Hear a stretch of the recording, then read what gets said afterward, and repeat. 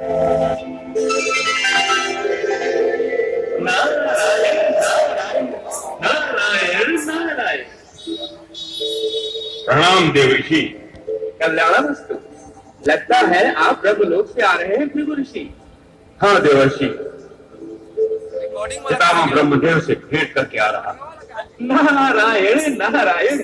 अर्थात पुत्र ने पिता की परीक्षा ली, परंतु क्या निर्णय लिया पिता के संबंध में? निर्णय क्या लेना देवर्षि, मुझे तो खेद है कि पितामह ब्रह्मदेव अभी तक अपने विकारों पर विजय नहीं प्राप्त कर सके। नारायण नारायण नारायण। अब आप त्रिगुणातीत की खोज में कहाँ जा रहे हैं? देवर्षि, इसी संबंध में कैलाश जा रहा हूं, महादेव शिव शंकर से भेंट करने। ये आपने ठीक सोचा। नारायण नारायण नारायण।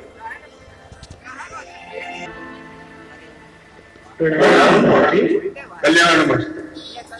हे नंदीश्वर, महादेव शिव शंकर का आप जाकर उनसे कहिए कि महर्षि भृगु द्वार पर प्रतीक्षा कर रहे हैं। हस्तक्षेप करने पर कैलाशपति और माता पार्वती रुष्ट हो जाएंगी। तो क्या मैं यहाँ उनकी प्रतीक्षा में समय नष्ट करूं? जय नंदीश्वर। क्षमा कीजिए महर्षि, हम कैलाशपति और माता पार्वती के सेवक हैं, उनके आदेश के पालक हैं। हम स्वामी की अवज्ञा कैसे कर सकते हैं? तो फिर मैं ही स्वयं भीतर जाता हूँ।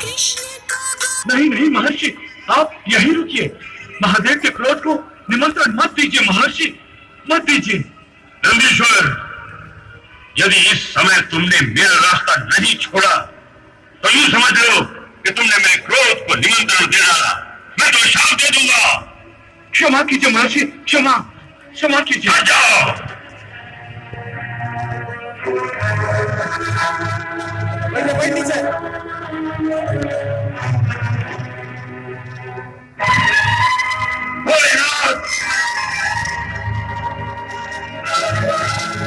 महर्षि भृगु, किसी के निजी भवन में इस तरह बिना आज्ञा के अंदर घुस आना कहाँ का शिष्टाचार है? हमारे एकांत में बाधा डालने का आपको किसने अधिकार दिया? भोलेनाथ, जब से आपने हलाहल का प्राशन किया है, उस हलाहल के प्राशन के पश्चात आपकी सोच ही बदल गई है। भृगु, अपनी मर्यादा का उल्लंघन करने का दुस्साहस मत करो। भोलेनाथ, आप ये भूल रहे हैं, ये मर्यादाएं, ये बाधाएं हमारे लिए नहीं हैं। हम ऋषियों के लिए तो सबके द्वार सदा खुले रहते हैं, परंतु आपने अपने द्वार हमारे लिए बंद करके हमारा अपमान किया है, और आपके इस औदास्य के लिए हम आपको श्राप दे देंगे। महर्षि, महर्षि, अपनी मर्यादा का उल्लंघन करने वाले अहंकारी ऋषि मेरे ही घर में घुसकर मुझे ही अपमानित कर रहे हो, मुझे ही श्राप देने की बातें कर रहे हो। तुम्हारे इस अपराध के लिए मैं तुम्हें दंड दूंगा, अवश्य दंड दूंगा। मैं अपनी क्रोधाग्नि में जलाकर तुम्हें भस्म कर दूंगा।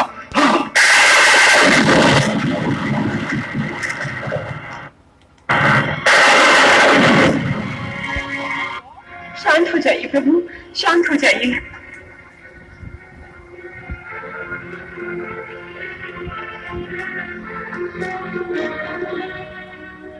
ये क्या अनर्थ करने जा रहे हैं आप?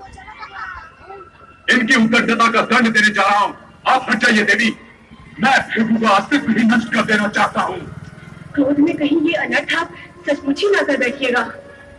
महर्षि भृगु के अस्तित्व के साथ संपूर्ण सृष्टि का अस्तित्व जुड़ा हुआ है।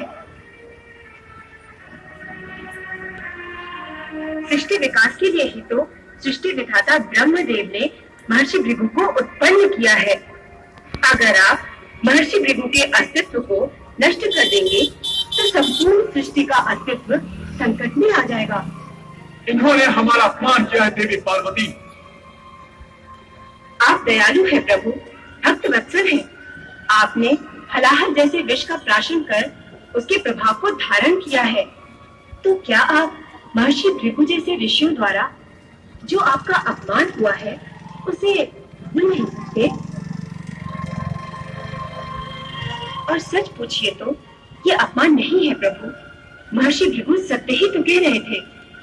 ऋषि मुनियों के लिए तो सबके द्वार सदैव खुले रहते हैं, और हमने अपने द्वार उनके लिए बंद रखकर भूल की है। इसलिए प्रभु शांत हो जाइए, शांत हो जाइए महादेव। भोलेनाथ, मुझे क्षमा कर दीजिए, क्षमा कर दीजिए।